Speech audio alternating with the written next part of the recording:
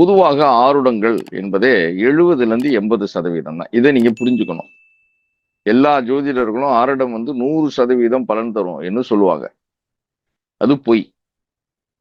இது ஆருடம் என்பது அந்த சிச்சுவேஷனுக்கு தகுந்த மாதிரி.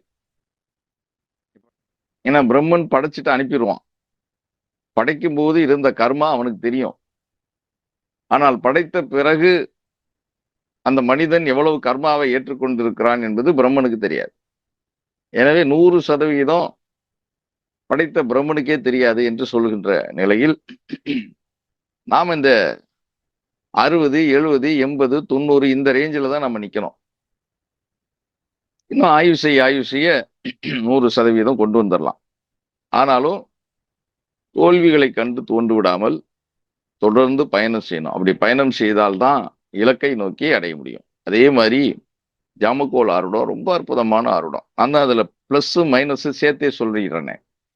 அதனால இந்த பலன் ரொம்ப அற்புதமான பலனை எடுக்க முடியும். முயற்சி செஞ்சு பாருங்க. ஒவ்வொரு நாளும் ஒரு புதிய அனுபவம் கிடைக்கும். இப்ப ஜாமக்கோல் ஆருடம்னா, இப்ப நம்ம போலீஸ் இருக்கு. இங்க நம்ம தமிழ்நாட்டில் எடுத்துக்கிட்டோம்னா, இந்தியாவில் எடுத்துக்கிட்டோம்னா, கண்டுபிடிக்கிறது யாரு? ஒரு பிரச்சனைனா, ஒரு விஷயம்னா திருடு போச்சுன்னா கண்டுபிடிக்கிறது யாரு? போலீஸ். போலீஸ்கிட்ட போவோம். போலீஸ்க்கு அப்புறம் யாரு? உயர்ந்த பொறுப்புல இருக்கிறவங்க சிபிசிஐடி. போலீஸ்க்கு அடுத்த நிலையில் அவங்க இன்னும் கொஞ்சம் டீப்பா போவாங்க. அதுக்கடுத்து நீங்க யாரு? சிபிசிஐடி இல்லைன்னா அதுக்கப்புறம் வேற யாரு? சிபிஐ தான். இந்திய லெவல்ல சிபிஐ தான் நல்ல உச்ச கண்டுபிடிப்பாளர்கள். ஆருடங்கள்ல ஜாமக்கோல் ஆருடம் சிபிஐ போன்றது. புரிஞ்சுதா? அதனால உச்ச பலன்களை கண்டறிவதற்கு இந்த ஆருடம் ரொம்ப உதவும். அதனால நமக்கு ஒரு 3-4 வகுப்புகள் 3 வகுப்புகள் கொடுக்க முடியும்னு நினைக்கிறேன். இருந்தாலும் கூடுதலாக கொடுக்க வாய்ப்பு இருந்தா கொடுத்துருவோம் நடுவுல கூட. இதை நீங்க கொஞ்சம் நிதானமா அழகா தொடர்ந்து என் கூட பயணம் பண்ணணும். சரியா? சரி. சிபிஐ யூனிஃபார்ம் போட்டு போவானா? போக மாட்டான். சிபிஐ ஆபீசரு இப்ப சாதாரணமா இருப்பான். சாதாரணமா பேண்ட் சட்டை போட்டிருப்பான். லேடிஸா இருந்தா அவங்களுக்கு இஷ்டமான ட்ரெஸ்ஸை போட்டுக்குவாங்க. அவங்களுக்கு யூனிஃபார்ம்லாம் கிடையாது. இவன் சிபிஐ ஆபீசர்னே நமக்கு தெரியாது. சில நேரத்துல மாறு வேஷத்துல கூட வருவாங்க. அதாவது தள்ளுவண்டி வச்சுக்கிட்டு கண்டுபிடிக்கிறதுக்காக ஏதாவது வருவாங்க. அது மாதிரி இந்த ஜாமக்கோல் ஆருடத்துல கோள்கள் எல்லாம் அவங்க பேர்ல வரமாட்டாங்க. இப்ப நல்லா எடுத்துக்கிட்டோம்னா, சூரியனுக்கு பேரு மதி எழுதிக்கலாம். இல்லாட்டி நம்ம புத்தகத்துல இருக்கிறத நீங்க பயன்படுத்திக்கோங்க. சூரியனுக்கு பேரு கதிர். சூரியனுக்கு பேரு கதிர். சந்திரனுக்கு பேரு மதி. செவ்வாய்க்கு பேரு சேய். சேய்னா குழந்தைன்னு சொல்லுவோம்ல, அதான் சேய். புதனுக்கு பேரு மால். குருவுக்கு பேரு பொன்னன். சுக்கிரனுக்கு பேரு புகர். சனிக்கு பேரு மந்தன். ராகு கேதுக்கு பேரு பாம்பு. ராகு கேது ரெண்டும் ஒன்னாந்தான் வந்துடும், பாம்பு. இப்ப இதை எப்படி நாம மைண்ட்ல நிலைநிறுத்திக்கலாம்? சூரியன் கதிர்களை வெளியிடுவான், எனவே கதிர். சந்திரனுக்கு மதி என்று ஒரு பெயர் உண்டு, சந்திரமதி, எனவே மதி. குழந்தையை தருபவன் செவ்வாய், எனவே சேய். புதன் என்றால் திருமாலனுடைய அம்சம் என்றால் புதன் தான், எனவே அது மால். புதன் என்ற மால். குரு என்றால் தங்கத்திற்கு சொந்தக்காரன், பொன் நிறத்தவன், எனவே பொன்னன். இங்கே சுக்கிரனுக்கு தான் இடிக்கும், புகர்னு போட்டிருக்காங்க. இந்த புகரை நீங்க எப்படி எடுத்துங்க?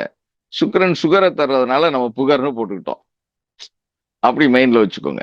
சுக்கிரன்னா சுகர், அதனால நம்ம அவனை புகர்னு போட்டுக்கிட்டோம். இது மட்டும் மைண்ட்ல வச்சுக்கோங்க. இது மட்டும் தான் மாறும். மற்றதெல்லாம் லாஜிக்கலா கனெக்ட் ஆயிடும். சனியை பொறுத்தவரை மந்தன் எப்பவுமே. ராகு கேதுகளை பொறுத்தவரை பாம்பு. அதனால இதெல்லாம் மனசுல நினைவுல வச்சுக்கணும். ஏன்னா அவங்க மாறுவேஷம் போட்டு தான் போறாங்க. ஆனா நான் உங்களுக்கு சொல்லிக் கொடுக்கும் போது எல்லாத்தையும் சேர்த்து சொல்லிக் கொடுக்க போறேன். அதனால இந்த பெயர்கள் மாறும். இந்த பெயர்கள் எப்படின்னா ஒரு நாளைக்கு, அதாவது ஜாமக்கோள் அப்படின்னா ஜாமங்களாக பிரிப்பது. ஒரு நாள், ஒரு நாளை எத்தனை ஜாமமா பிரிக்கலாம்? 8 ஜாமமா பிரிக்கலாம். பகல் 8 ஜாமம், இரவு 8 ஜாமம். அப்ப இந்த 8 ஜாமங்கள்ல இப்ப இன்னைக்கு எடுத்துக்கிட்டோம். இன்னைக்கு சந்திரன் எங்க இருக்கிறான்? இன்னைக்கு இன்னைக்கு அமாவாசை. இன்னும் கொஞ்சம் நேரத்துல 12 மணிக்கு மேலதான் அமாவாசை பிறக்க போகுது. அதனால இப்ப சந்திரன் எங்க இருக்கிறான்? வைகாசி இதுல இருக்கான். இதுல ரிஷபத்துல இருக்கிறான். ரைட்டா? அப்ப ரிஷபத்துல சூரியன் கடைசியில இருக்கிறாரு. கடைசியில இருக்கிறாருன்னா மிருகசீரிடத்துடைய கடைசியில இருக்கிறாருன்னா இன்னைக்கு ரோகிணியில இருக்கிறான். யாரு? சந்திரன். இப்ப இன்னைக்கு ரோகிணியில இருக்கிறான்னா இன்னைக்கு பூரா ரோகிணியில இருப்பானா? ஆமா, கண்டிப்பா ரோகிணியில இருப்பான். அப்ப நாம இன்னைக்கு ஜாதக கட்டத்தை பார்க்கும்போது காலையில இருந்து மாலை வரை ஒரே கட்டம் தான், மாறாது. சில நேரங்கள்ல மாறும். சந்திரன் மட்டும் மாறுவான். எனவே ஜாதக கட்டம்னா லக்னம் மட்டும் தான் மாறும். ஆனா ஜாமக்கோள் அப்படி இல்லை. 1.5 மணி நேரத்துக்கு ஒருக்கா கிரகங்கள் மாறும். அப்ப இந்த மாறுதல் தொடர்பாக இந்த இதை ஈஸியா கண்டுபிடிக்கலாம். ஒன்று. இன்னொன்னு, நம்ம எப்பவுமே கிரகங்கள் கிளாக் வைஸ் சுத்தும். இங்க இருந்து ஆரம்பம், மேஷத்துல இருந்து ஆரம்பம், அதாவது தலையில இருந்து ஆரம்பம். தலை, முகம், கழுத்து, தோல், கை, மார்பு, வயிறு அப்படின்ட்டு போய்கிட்டே இருப்போம். ஆனா ஜாமக்கோள் ஆன்டி கிளாக் வைஸா சுத்தும். பாதாதி கேசம். அதாவது சாதாரண போலீஸ் திருடனை பிடிக்கணும்னா நேரா போய் பிடிப்பான். ஆனா சிபிஐ என்ன பண்ணுவான்? வலை விரிப்பான். வலை விரிச்சு அவனுடைய ஆதி முதல்ல அந்தம் என்னன்னு பார்ப்பான்.